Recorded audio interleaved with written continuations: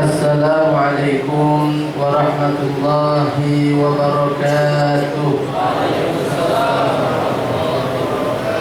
Alhamdulillah, wassalatu wassalamu ala rasulillah Muhammad bin Abdillah wa ala alihi wa ashabihi wa mawalah. Subhanaka la ilma lana illa ma 'allamtana innaka antal alimul hakim. وتب علينا إنك أنت التواب الرحيم.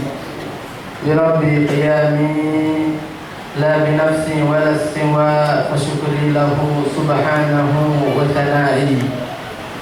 Alhamdulillah, bersyukur kita kehadirat Allah Subhanahu wa Ta'ala atas berbagai macam nikmat yang telah Dia limpahkan kepada kita. Terkhusus di saat ini Allah Ta'ala giring kita bersama untuk berkumpul karena Nabi Muhammad Sallallahu Alaihi Wasallam ingin dengar seperti apa akhlaknya Nabi Muhammad Sallallahu Alaihi Wasallam, ingin menjadi bagian daripada orang-orang yang di akhirat akan mendapatkan syafaat Nabi Muhammad Sallallahu Alaihi Wasallam. Ma'asyiral hadirin rahimakumullah, kita semua adalah manusia biasa yang bukan Rasul, bukan juga Nabi. Tentu ada atau mungkin lebih tepatnya banyak dosa yang pernah kita lakukan. Oleh karena itu kita butuh rahmat Allah. Tanpa rahmat Allah kita celaka, tanpa rahmat Allah kita binasa. Dan kita akan minta kepada Allah untuk menambahkan rahmatnya di perkumpulan kita di saat ini dengan cara menyebut nama orang-orang saleh, mendengar seperti apa kisah-kisah yang pernah mereka lalui di masa hidup mereka agar bisa jadi panutan kita bersama. Kita berada di dalam rumah seorang wali min awliyaillah, Al-Habib Alwi bin Syekh As-Saggaf, yang dulu di saat beliau masih kanak-kanak beliau sudah sering menghadiri majlis Al-Habib Ali bin Muhammad bin Husain Al-Habsyi sahibul Maulid Al-Qudran. Dari waktu masa kecilnya beliau sering menggandeng tangan kakek beliau yang bernama Ahmad bin Ja'far bin Ahmad bin Ali bin Abdullah As-Saggaf untuk datang bersama-sama ke majlis Al-Habib Ali bin Muhammad bin Husain Al-Habsyi sahibul Maulid di kota Sayyun sana. Dan subhanallah, hubungan baik ini pun, ikatan hati beliau pun sangat kuat kepada Al-Habib Ali, sehingga hubungan baik beliau dan anak-anak Al-Habib Ali Al-Habsyi terus terjalin dengan erat. Sampai setelah beliau berpindah ke kota Palembang sekalipun, anak-anaknya Al-Habib Ali bin Muhammad bin Husain Al-Habsyi sering mampir ke Palembang, ke komplek As-Saggaf. Buktinya Al-Habib Ali bin Muhammad bin Husain Al-Habsyi wafatnya di komplek As-Saggaf ini, di samping rumah yang saat ini kita sedang adakan acara. Disitulah beliau wafat, kedekatan dengan para aulia.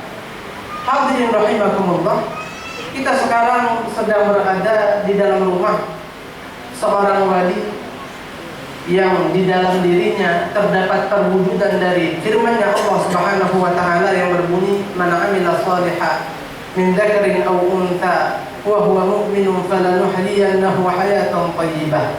Siapa orang yang beriman kepada Allah dan beramal saleh karena Allah juga tentunya, maka Allah akan berikan baginya kehidupan yang baik. Al-Habib Ali bin Syekh As-Saggaf, siapa yang tidak tahu dengan seperti apa kehidupan beliau sampai saat ini berkahnya terasa. Yang mana ketika kecil berumur 10 atau 11 tahun beliau diajak oleh ayah beliau dari Hadramut sana menuju Indonesia. Subhanallah, berbulan-bulan di atas laut. Ternyata ajal ayah beliau pun datang ketika itu, wafat di atas laut, di atas kapal. Sehingga Al-Habib Ali bin Syekh As-Saggaf seorang diri masih 10 atau 11 tahun. Kalau menurut logika kita, sungguh miris nasib beliau. Tapi Allah berkata lain, karena beliau punya iman, karena beliau mau beramal, maka Allah Ta'ala perjalankan beliau sampai ke Indonesia. Beliau sakit kolera. Saat itu sedang musim-musimnya sakit kolera dan semua pengidap penyakit tersebut diasingkan ke kota Bangka. Di Bangka ternyata beliau berjumpa dengan karib atau saudara beliau sendiri. Ketemu keluarga di sana. Kerjalah beliau di sana setelah penyakitnya sembuh. Berjumpa dengan seorang Habib Abdurrahman bin Muhammad Al-Munawwar, pendiri kampung Al-Munawwar 13 Beliau seorang pembisnis besar, mondar-mandir antar pulau, bahkan terkadang antar negara, mampir ke Bangka, bertemu dengan Al-Habib Ali, dipekerjakan oleh beliau sampai akhirnya diangkat menjadi menantu, dijadikan menantu. Subhanallah, sampailah beliau pada tahapan yang beliau memiliki segala sesuatu daripada perkara dunia dan tentunya juga perkara akhirat, dua perkara, iman dan amal soleh. Kita sekarang berada di dalam rumah seorang wali yang hartanya sangat berlimpah.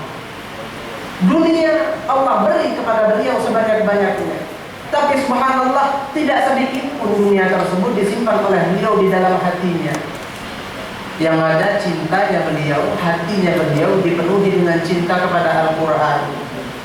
Sampai-sampai beliau walaupun kaya raya, tidak sibuk ngurusin duit, ngitung duit dari pagi sampai sore, tidak. Walaupun beliau itu mungkin duit beliau kalau nak hitung dari pagi sampai sore tidak habis, tapi tidak beliau lakukan itu. Beliau baca Al-Quran satu hari tidak kurang 10 juz, satu hari minimal 10 juz. Sampai di akhir-akhir hayat beliau tetap ingin melantunkan dan membacakan Al-Quran. Di saat itu beliau tak mampu untuk duduk membaca Al-Quran, mau baca sambil berbaring takut kurang adab. Beliau panggil kedua cucu beliau, Al-Habib Muhammad bin Umar Maula Khair, Al-Habib Umar bin Muhammad Maula Khair, dan juga Al-Habib Umar bin Syekh Asgar, cucu beliau dua orang dipanggil. Nah, cucuku, kalian duduk di sampingku satu, yang kanan, satu yang kiri. Aku susah untuk duduk, tapi pengen ngaji, pengen baca Al-Quran.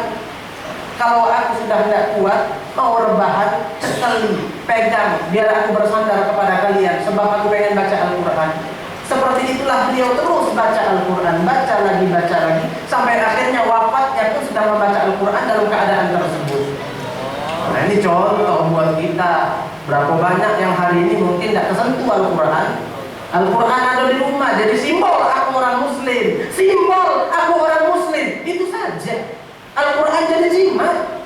Al-Quran harus di hati. Kalau sudah di hati pasti dibaca. Hadirin rahimakumullah, Al-Habib Ali bin Syekh Asgar adalah seorang sosok yang sangat hebat sekali, dan tentu itu tidak terlepas dari orang tua dan kakek-kakek beliau. Kalau kita telusuri, beliau adalah Al-Habib Ali bin Syekh bin Ahmad bin Ja'far bin Ahmad bin Ali bin Abdullah Asgar Sayuni. Ternyata beliau adalah cucu seorang wali yang sangat besar, sangat azim, sangat agung. Al-Habib Ali bin Abdullah As-Saggar. Beliau adalah murid Sahibur Ratib, Al-Imam Abdullah bin Ali bin Muhammad Al-Haddad. Bahkan beliau termasuk murid yang paling disayang oleh Al-Imam Al-Haddad. Sampai suatu ketika Al-Imam Al-Haddad mengungkapkan sebuah ungkapan kepada beliau, "Ya Ali, ya Ahmad," dua orang. Yang pertama Al-Habib Ali bin Abdullah As-Saggar yang sedang kita jelaskan manhajnya.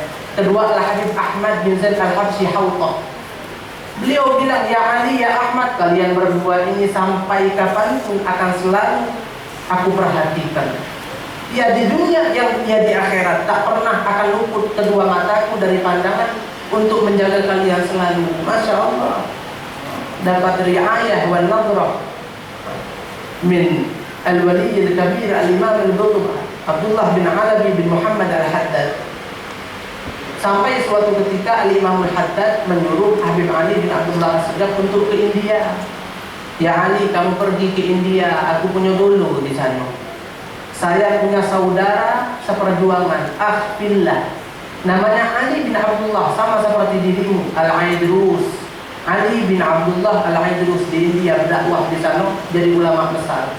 Kata Imam Haddad, "Kamu pergi ke sana, ambil ilmu darinya, kau akan dididik dan ditempa olehnya." Jalanlah beliau ke India, jarak jauh. Sampai di sana subhanallah, bukan diarak, bukan disambut, tapi beliau dikucilkan. Beliau tidak dihargai. Suatu ketika beliau itu atau sesering mungkin beliau itu mampir atau datang ke rumah Habib Ali atau gurunya tadi untuk nuntut ilmu. Tapi Habib Ali terus bilang, kamu tidak usah belajar sama saya, duduk di luar baik. Biar aku ngajar, kamu dengar dari luar juga bisa dengar. Tidak usah masuk ke dalam. Setiap hari hampir seperti itu, tapi pantang mundur. Terus datang lagi, besok datang lagi, besok lusa datang lagi, tidak berkecil hati. Diuji oleh guru, sang murabbi, untuk dididik, untuk menghancurkan hatinya atau hawa nafsunya, biar tunduk kepada guru. Dengan rasa tunduk yang hebat, baru akan berkah untuk ilmunya. Subhanallah, sampai suatu ketika diceritakan Habib Ali ini tahu bahwasanya gurunya lagi nyambut tamu di rumah. Nah, kalau begitu aku akan pantaskan diriku. Beliau pakai baju baru warna putih, bersih, bagus, baju itu cakep, masya Allah. Akhirnya sampai di sana tetap tidak diizinkan untuk masuk. Kamu tunggu di bawah tangga sana, kata guru beliau. Akhirnya para tamu makan santapan yang lezat, yang mewah, masya Allah. Akhirnya setelah makan mereka cuci tangan semua. Kemudian bekas cucian tangan, air itu tentunya kotor. Habib Ali terus bilang kepada pembantunya, namanya Syakir, Syakir, sini kamu. Ini bekas pombokan, kamu silam keluar, kenokan Ali Asgaf, murid aku di bawah situ, kenokan bajunya, kenokan badannya, disiram. Akhirnya kena Habib Ali, basah semua baju, kotor, terlebih lagi baju yang dipakai warnanya putih. Akhirnya beliau diam 1000 bahasa, tak ucap apa-apa. Beliau copot sebagian pakaian yang di luar, biar yang di dalam dijemur. Tetap duduk tertunduk atau berdiri tertunduk di bawah tangga rumah Al-Habib Ali terus. Di saat itu Al-Habib Ali terus lihat, masya Allah, ini anak bukan sembarang. Aku uji dengan ujian yang berat, tapi dia mampu untuk menanggungnya. Benar mukhlis, ikhlas, pengen berburu kepadaku, bukan karena hal yang lain, memang tulus datang karena perintah gurunya untuk berburu kepadaku. Akhirnya dipanggil, ya Ali, tangan sini kamu. Mulai hari ini kamu kalau mau datang ke rumahku, belajar masuk ke dalam di sampinganku langsung. Sampai pada tahapan Habib Ali terus bilang, ya Ali, semua apa yang ada padaku akan kuberikan kepadamu. Sallu ala Muhammad. Masya Allah, ini murid yang patuh, yang tulus. Zaman ini Ustaz ngotan muridnya, pilu abadnya lapor polisi. Iya, ada si A sama si B saling bully, akhirnya yang salah ustaznya. Mana mau berkah? Tidak bisa seperti itu menuntut ilmu. Kita datang kepada guru bukan cuma mau ilmu. Kalau mau ilmu saja di YouTube banyak, tapi mau sir, mau nur, mau cahaya, mau ridho, mau berkah dan lain sebagainya. Ini contoh buat kita. Ini yang mungkin sebagian orang sudah tidak ada lagi yang kenal dengan hal semacam ini. Ibadallah, Al-Habib Ali akhirnya masya Allah, tola'a aliman kabiro, jadi orang alim besar, berkat sabar, berkat patuh, berkat tunduk sama guru. Akhirnya disuruh pulang, balik lagi ke Hadramaut, jumpa lagi dengan guru beliau Al-Imam Al-Haddad. Di saat itu Imam Haddad perintahkan kepada semua muridnya, mau datang ke sini belajar jangan naik kendaraan, jalan kaki semua kalian, kecuali Ali bin Abdullah As-Segaf tidak apa-apa, naik kuda, biarkan tidak apa-apa. Walaupun tubuhnya di atas kuda, tetap hatinya sebenarnya datang kepadaku dalam keadaan merangkak di atas kedua lututnya. Tidak apa-apa kalau Ali bin Abdullah As-Segaf. Masya Allah, Al-Habib Ali bin Abdullah As-Segaf kemudian jadi orang alim besar, nikah. Di awal-awal masa nikahnya beliau alami kesulitan ekonomi, sampai kadang-kadang tanya ke istri apakah ada makanan. Istrinya bilang tidak ada. Ya sudah, alhamdulillah kalau begitu. Yuk, karena kita tak ada makanan hari ini, nanti malam kita keluar dari rumah, kita tahajud di masjid. Masjidnya Syekhah Sultanah Az-Zabidi. Tidak ada makanan, bukan keluar ke rumah tetangga, berasal, tidak. Subhanallah, walaupun itu tidak salah. Walaupun itu tidak salah, tapi lihat betapa hebat seorang hamba Allah yang satu ini. Tak ada makanan di rumah, ya kita syukuri.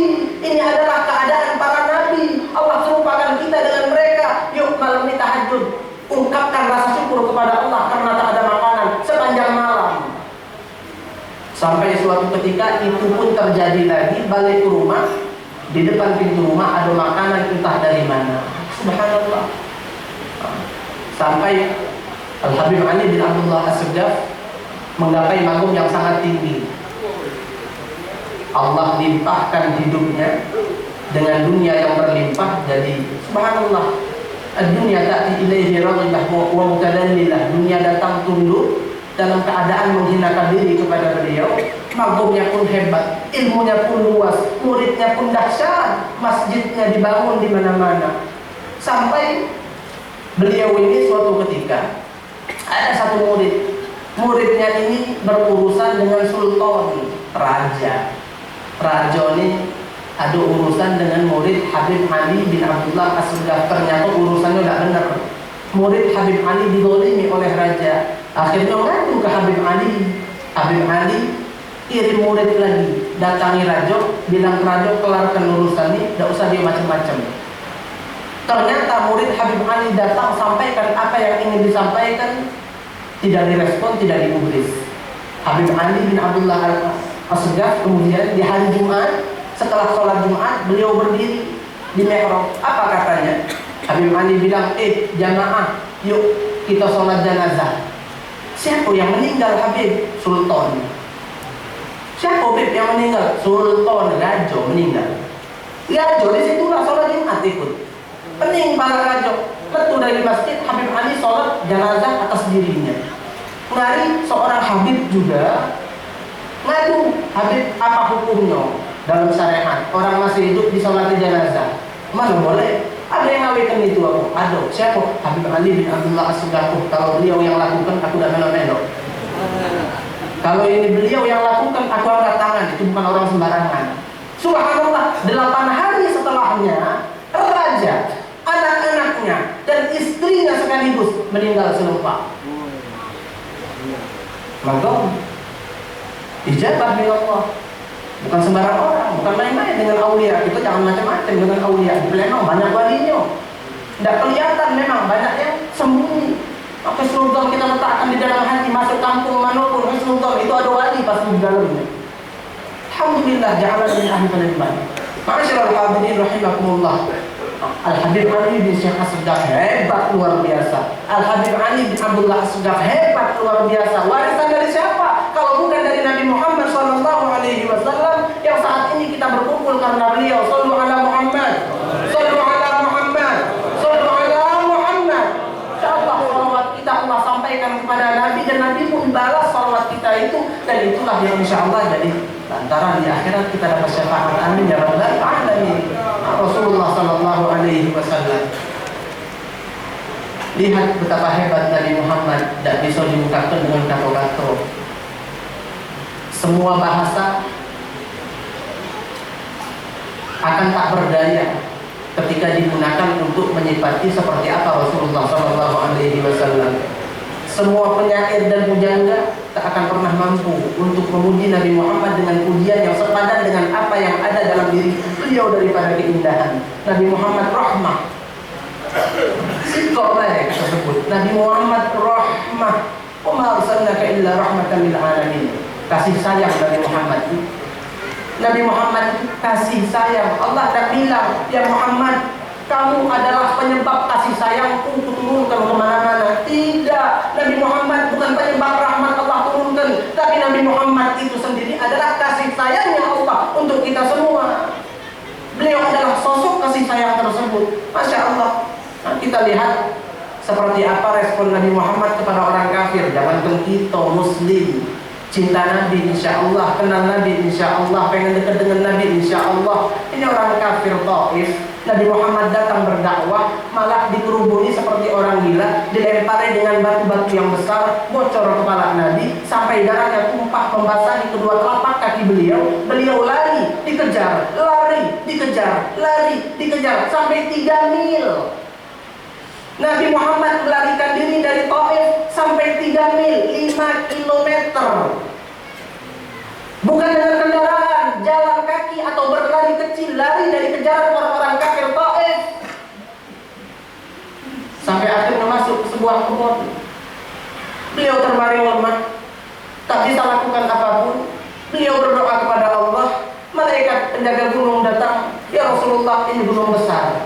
Kalau kau mau perintahkan aku untuk angkat ini gunung, timpakan kepada mereka semua, akan kulakukan.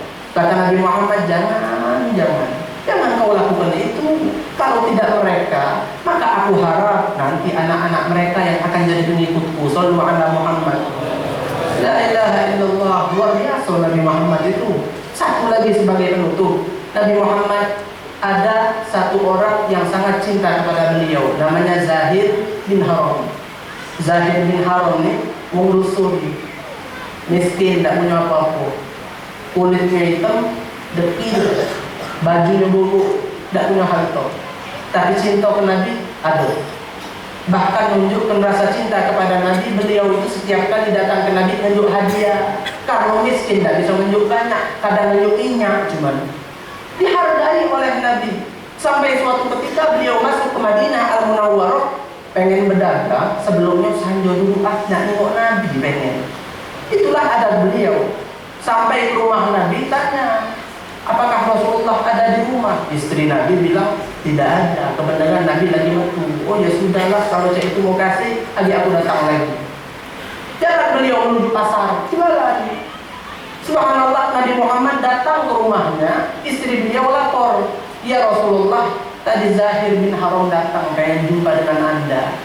Kata Rasulullah, sudah berapa lama, kemudian dia kemana? Dijawab terus, Nabi susul ke pasar.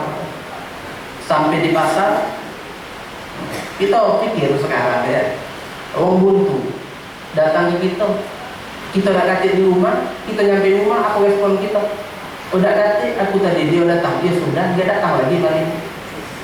Bangsa yang sultan, nah apa lagi?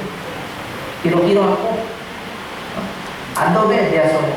Mungkin kalau kita seperti itu, Nabi tidak. Bahkan Nabi susul, bukan sekedar sudah aku tunggu di rumah, nanti dia datang lagi. Tidak. Keluar Nabi dari rumah ke pasar, sampai lihat dari jauh Zahir bin Haram ada. Nabi jalan pelan-pelan biar Zahir tidak tahu kalau beliau datang. Ngedekat ya Zahir bin Haram dari belakang, dia peluk Nabi. Man yashtari hadzal abad, kata Nabi. Disoftoi Nabi, siapa yang nak beli hamba sahaya yang sikok ini?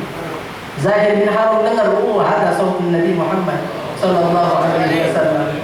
Ini suara Rasulullah ini. Beliau peluk aku dan beliau candai diriku. Semua orang yang di pasar tersenyum tertawa. Sallallahu alaihi Muhammad.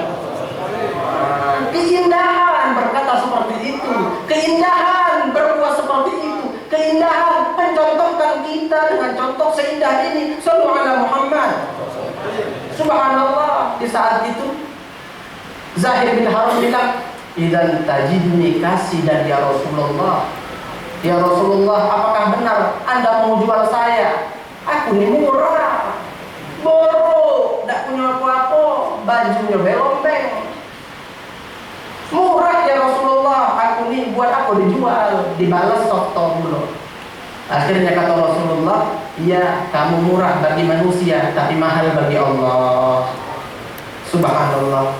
Nah ini Rasulullah Sallallahu Alaihi Wasallam rahmatul muhdah. Ana rahmatul muhdah, saya adalah rahmat yang dihadiahkan oleh Allah Subhanahu wa taala kepada semua umat manusia. Mudah-mudahan Allah rahmati kita, Allah ampuni kita, Allah angkat derajat kita, Allah kumpulkan kita lagi di akhirat di dalam surga bersama Nabi Muhammad sallallahu alaihi wasallam. Amin Allahumma amin. Mungkin hanya ini yang bisa Al-Fakir sampaikan. Ada salah-salah kata, mohon maaf. Kepada Allah Subhanahu wa taala saya mohon ampun. وما قمت إلا بامتثال الأمر ورجاء النظر من الأساتذة ومن الحبائب ومن السيادة. هذا ما نقول لكم والعفو منكم. والسلام عليكم ورحمة الله وبركاته.